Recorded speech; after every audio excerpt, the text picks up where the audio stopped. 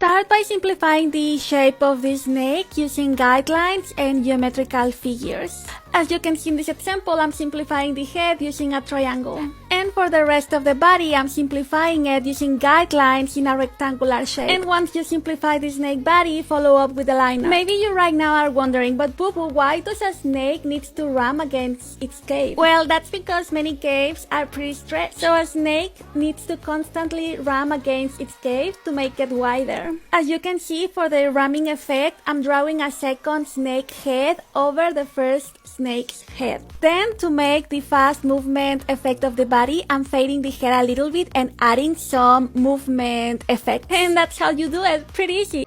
This time, I'm gonna show you how to draw not one, but two ghosts exploring a cave.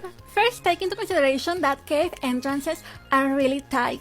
So, if one ghost struggles to enter, imagine two. So don't forget to draw the two ghosts struggling while entering the cave at the same time. Because sometimes cave entrances are super tight. So the second step is to draw half of the ghost bodies already in the cave. Keep in mind that their full bodies are not yet fully inside. So the ghosts are like kind of struggling and even crawling to be able to get their full bodies inside the diamond cave. But they're almost there, so they're celebrating a little bit. So now let's draw the ghost with the full body already inside the cave. Can you see how the cave opening got a little bit bigger after the ghosts were able to enter their full bodies inside the cave? That's because cave openings are quite elastic. And here are little ghosts doing a silly celebration dance. And that's it. We already saw how to draw one snake ramming in a cave, but what about two or three? Of course, we can't start with three snakes at the same time. So let's draw our second snake, which is going to be larger than our first one. It's because our first one is only 10 centimeters, which means they have a great personality, but nothing else. So to draw a cobra correctly, we need to simplify it into geometrical figures. So let's do an oval for the head, a line for the body, and another oval for the neck. And oh my god! Can you see how different their shape is even though they are both snakes?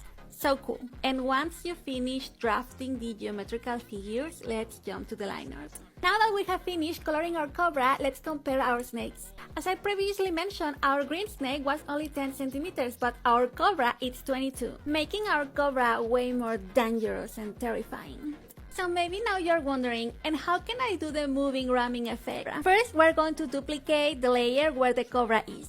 Then we're going to apply a mesh transformation. And now let's apply a moving blur.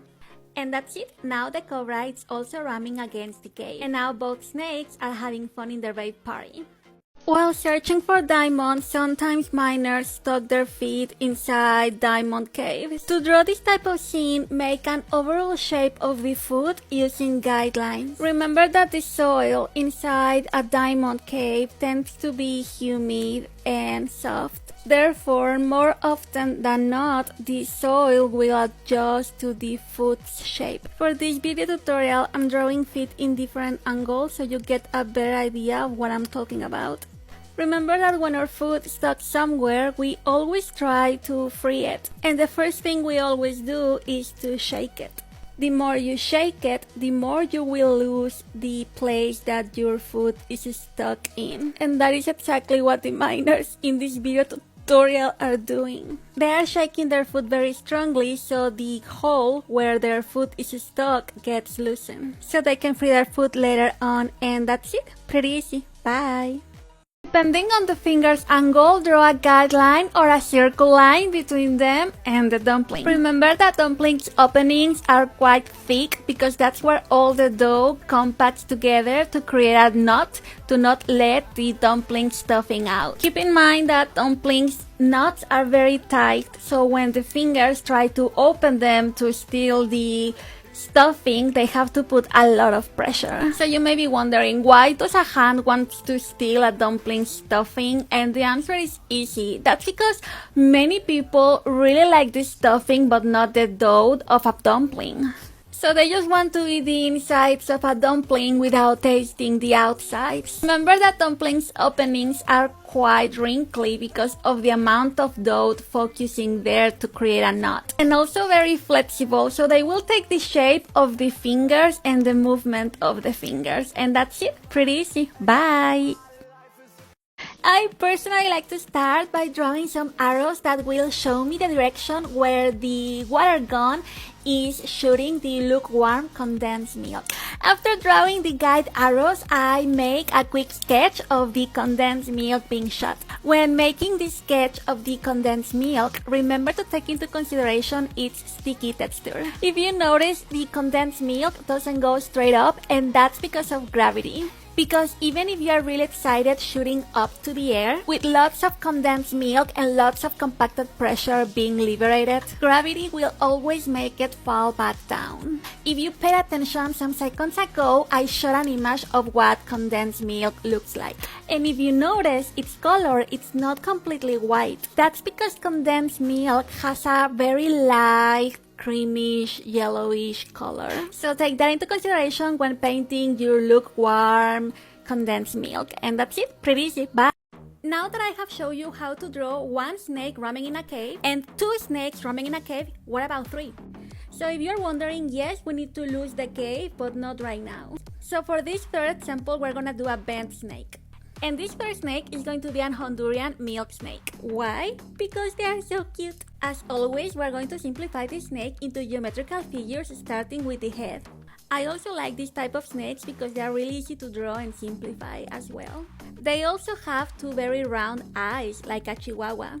And of course, after we simplify our snake, we follow up with the line art. You may be wondering about the length of the Honduran milk snake. Compared to the other snakes, it's obvious that she's the longest one. But, can you see that? 26 centimeters? Yes, our Honduran milk snake is the new winner and it's 26 centimeters. Sadly, our cobra is the new loser. Now let's apply to our third snake the same movement effects that we have done in our previous two snakes. Now you have three snakes ramming against a cave. So fun. Start by positioning the marbles in the angle where the bag is moving. Then draw guidelines surrounding the marbles. These guidelines will help you to know how the bag that's holding the marbles looks like.